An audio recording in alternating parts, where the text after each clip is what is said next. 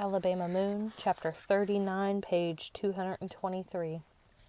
Sanders turned off the highway at Mr. Wellington's road, drove into the forest, and stopped. He got out and went around to the back of the car, and I heard him open and close the trunk. When he opened my door, he held a dog collar on a chain. He grabbed my ear, and I gritted my teeth as he pulled me across the seat. "Just like a dog, boy," he mumbled as he fastened the collar around my neck. "That too tight?" I didn't answer. He pulled the collar a notch tighter and pinched my skin in the buckle. "I'll hang you 3 feet off the ground with this thing if you try something funny." Sanders removed my ankle cuffs and jerked me to my feet. He draped a canteen of water around my neck, then shoved me forward. "Get on," he said. We followed a trail of new orange flagging tape, tied to trees about every 20 yards. I walked slowly in front, my mind imagining my escape and building traps and weapons. I went through all the tools at the shelter and tried to remember where I'd last seen them. I listened to Sanders behind me and gauged his energy by the sound of his footsteps and his breathing. He was tired after we climbed the first hill, but he got his energy back when we started through the flat pine forest. Once we came to Shomo Creek, he rested against a tree for a few minutes. When he jerked my leash, I knew it was time to move on again. After we traveled about a mile, Sanders yanked the leash so hard that I coughed against it. A sharp pain shot up into my head and I gritted my teeth again. "Give me some water," he said. Usually the forest worked with me. The sounds of the animals and the light patterns and the breezes carrying smell told me what it knew. That day, though, it seemed the forest had forgotten about me. It did nothing to help me. The animal sounds were distant and muffled. The sunlight lay in the large, still blocks. There was no breeze. All that lay before me were the endless hills of pine and swampy cane bottoms. As I realized this, my head grew dizzy, and my thoughts wouldn't get straight. I couldn't remember what I had decided to do about Sanders. All I put together from my memory of the old shelter was a ruin of strewn logs and scattered cooking utensils. Suddenly, I felt that Sanders was going to kill me and leave me to rot. I thought of Kit. I thought of what Sanders would do to him after I was dead. I thought of dying and remembering what Pap said about not feeling pain when you died. I thought of Kit again. I thought of how I had not said goodbye to either one of them, my only friends. I rushed against the leash and felt it jerk me backwards until I lay flat on the leaves. Sanders laughed over me. He said something I couldn't make out, and I was lifted up by the collar. Even though I coughed and gagged, it didn't hurt. He draped the canteen over me, and I began to walk. I trudged on through more hills and valleys, stopping for Sanders to rest every time the leash was jerked.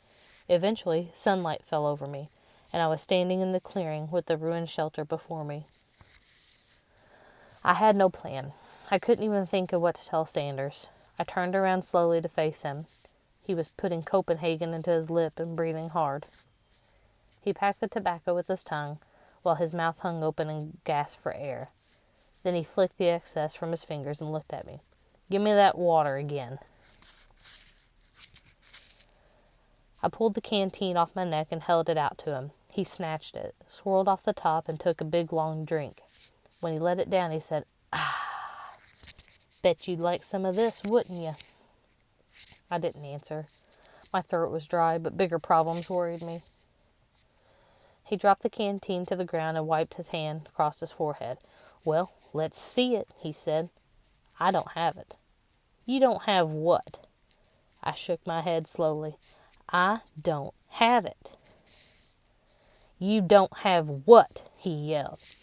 I felt my body sag like it was waiting to fall to the ground with whatever Sanders was about to bring down on me. Suddenly, I heard a voice. "What's going on here?"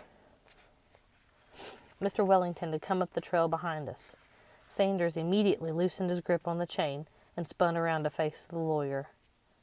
"You just mind your own business and go back to your fancy lodge."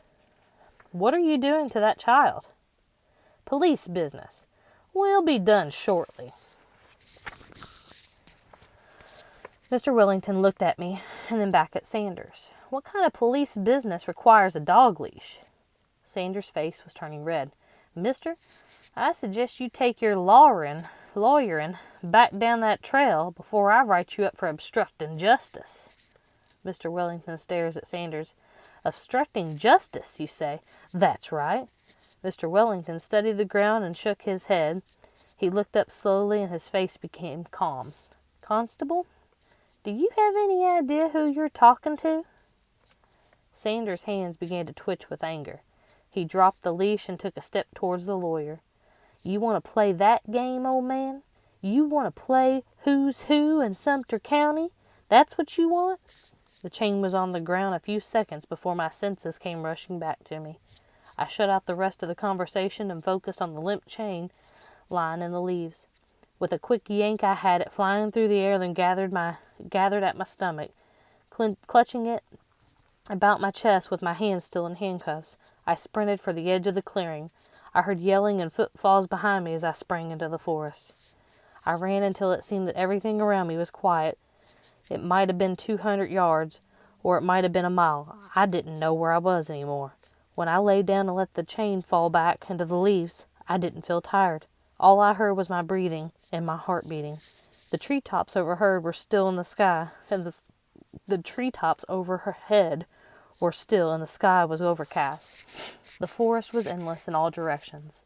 It seemed to stretch out forever with no people.